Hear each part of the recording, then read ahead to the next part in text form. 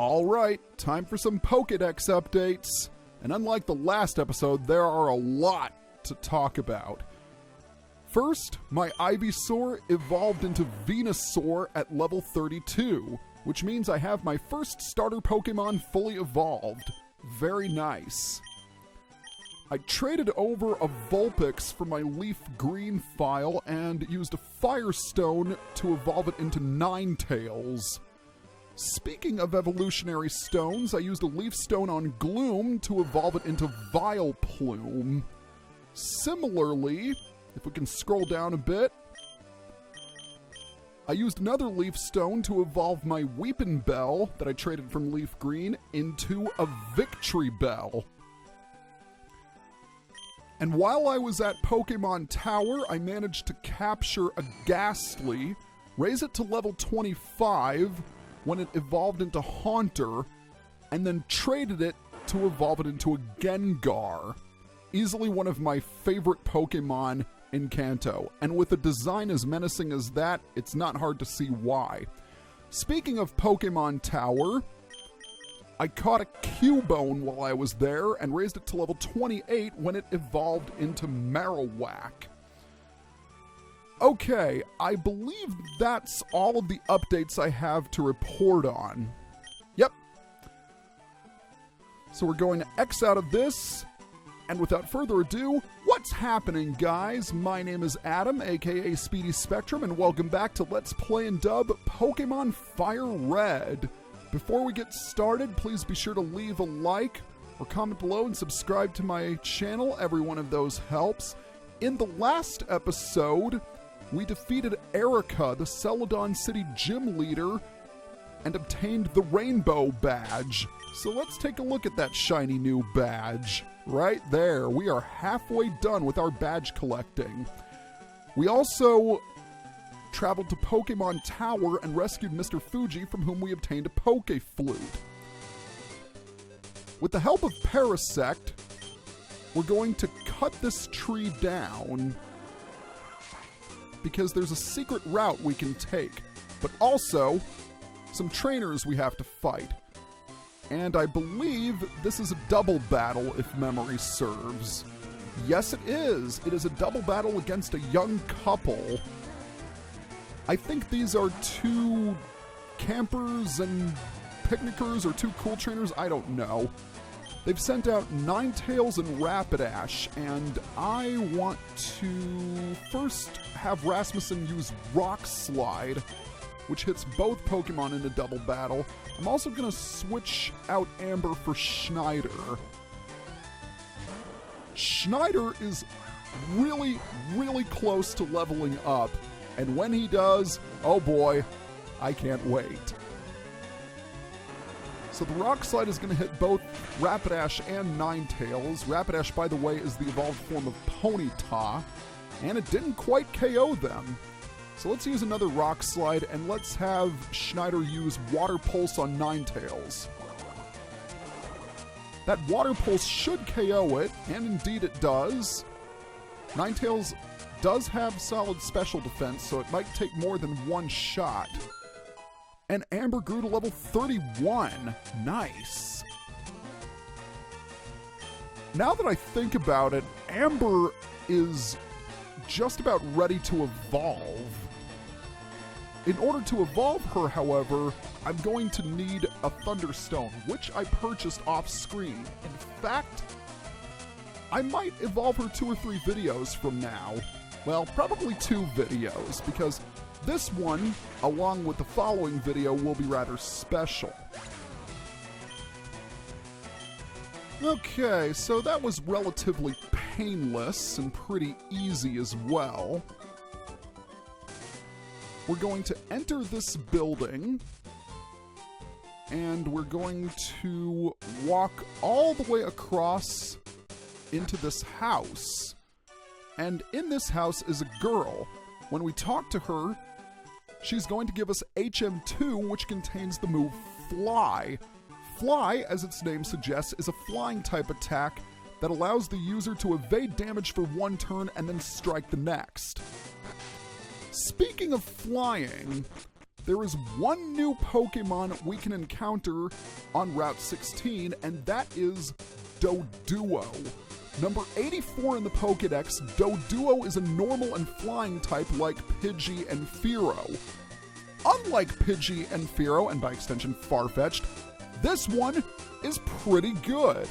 Remember way back earlier in the project when I said there was another normal flying type that I would highly recommend? Doduo is it. It's insanely fast. Really, really speedy Pokemon, and it's also an excellent attacker. This thing's great at inflicting physical damage.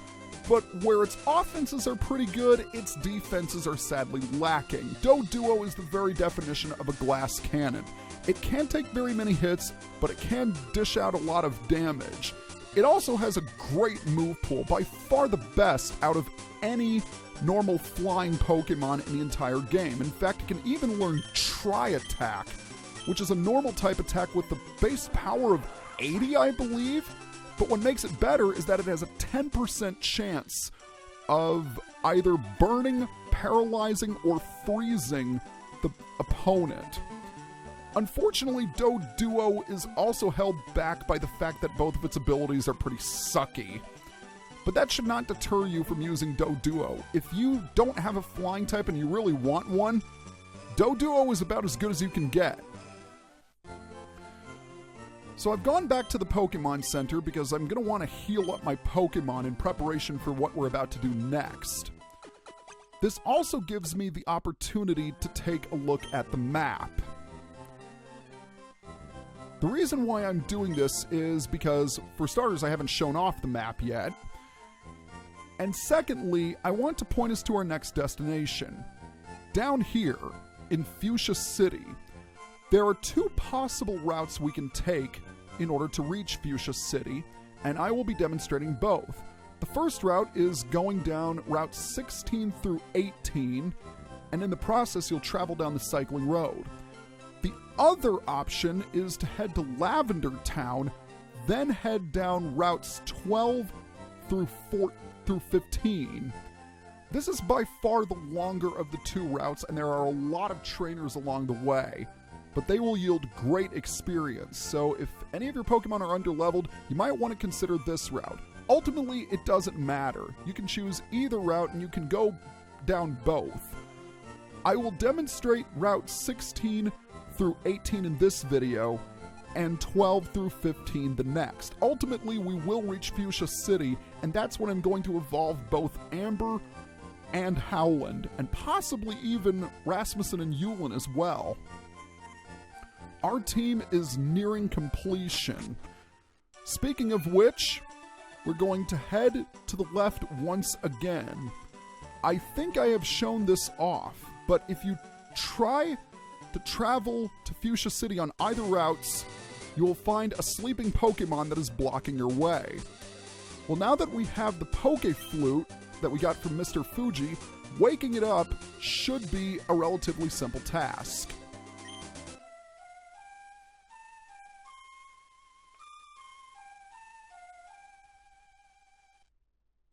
Snorlax woke up. It attacked in a grumpy rage.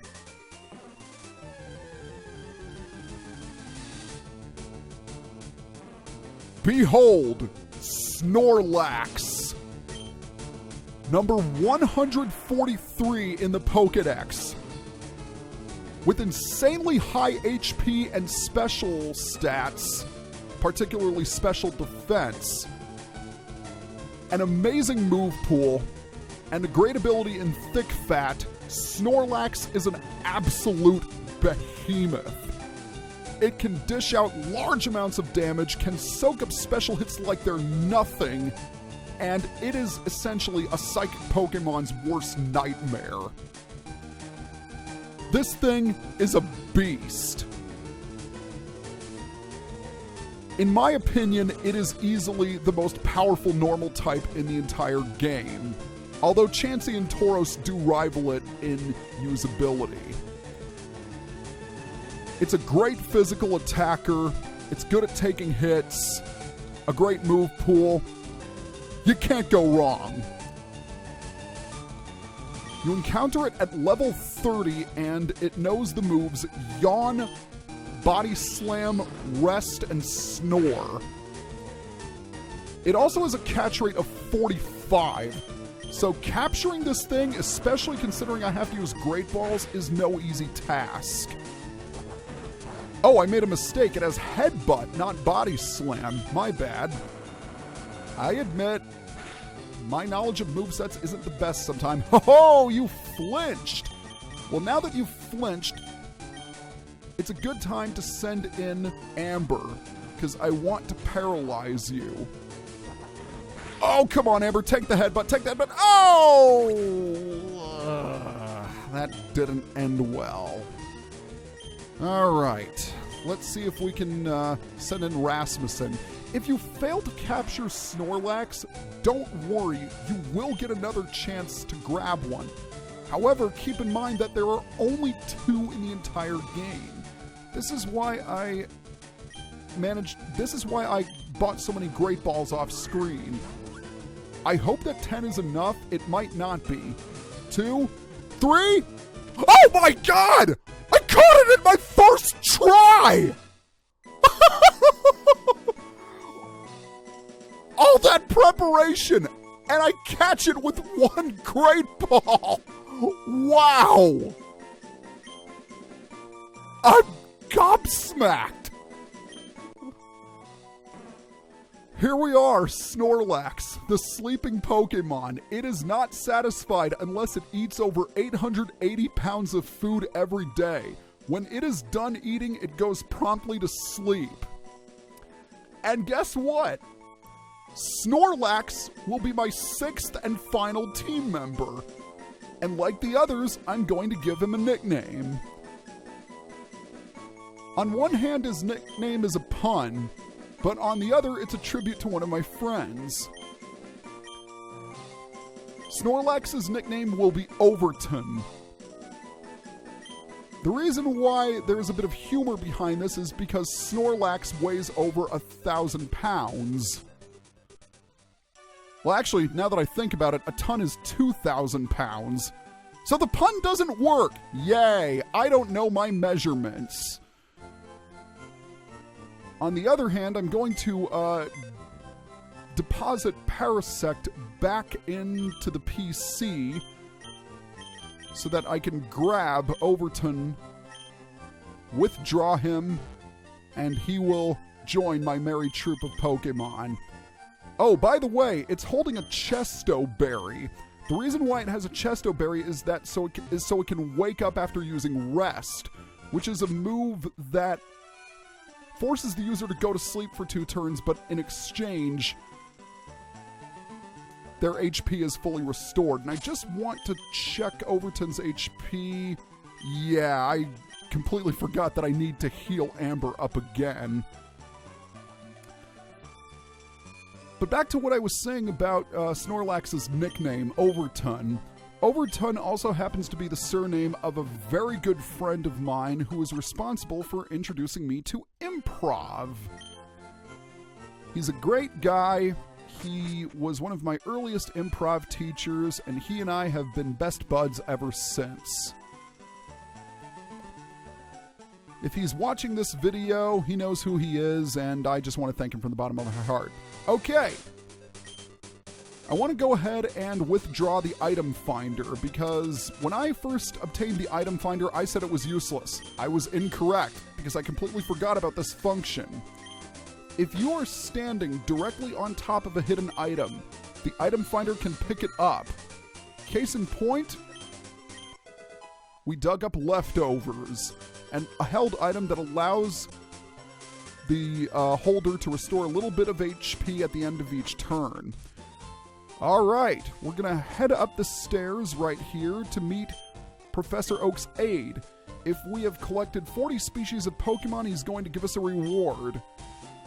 An amulet coin. We've collected 79 kinds of Pokemon, so we're going to get the amulet coin, which is a really, really nice item to have.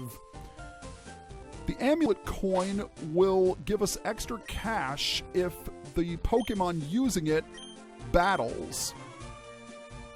So I'm just going to take this opportunity to go ahead and give the leftovers to Overton. In exchange, we'll take away the Chesto Berry. And I think we're going to give the Amulet Coin to Yulin because he appears in quite a few battles. Also, I grabbed the Soothe Bell while I was in Pokemon Tower. It's where Mr. Fuji is standing. And once again, you have to use the item fighter directly on top of it. The Soothe Bell will calm any Pokemon holding it. This is useful if you want to raise that Pokemon's happiness, because some Pokemon evolve by happiness only. Now right here, we are on Route 16, also known as the Cycling Road. In order to travel on here, you need to have a bike. No questions asked. We also have quite a few trainers, so let's get rid of them. Alright, we have defeated most of the trainers here on Cycling Road. And everyone gained a couple of levels after those battles. There are two trainers I want to show off because they're a new trainer class that we haven't encountered yet, and I believe they have some Pokemon that we haven't encountered yet either. This guy is a Weezing, which is the evolved form of Coughing. Yulin grew to level 36, and he learned Psychic, which is really, really powerful. It's especially strong in Yulin's hands. Deals a lot of damage, and has a chance of lowering special defense.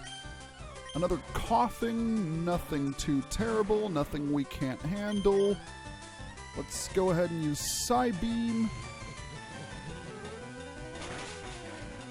And I think we've done good so far. Last up, you have another Weezing. Not bad at all. Again, nothing I can't handle. In fact, a Psybeam will take it out. Weezing, in my opinion, is a really underrated physical wall. It can't take very many special hits, but it can survive quite a few physical ones. And Yulin grows to level 37. In fact, I think Yulin is my highest leveled Pokemon right now. And thanks to that amulet coin, we're getting a ton of cash to boot.